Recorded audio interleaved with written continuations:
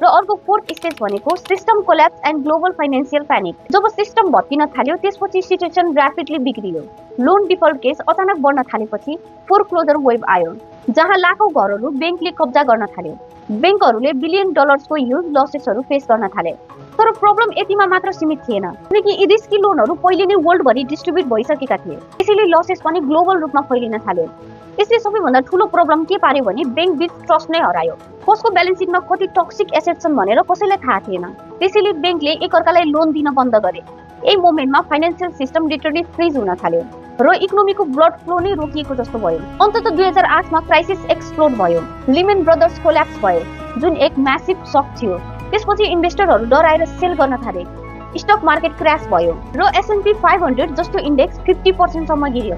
यससँगै house hold wealth करिब 11 trillion डलरले घट्यो, जुन US हिस्ट्रीको सबैभन्दा ठूलो वेल्थ डिस्ट्रक्सन मध्ये एक मानिन्छ।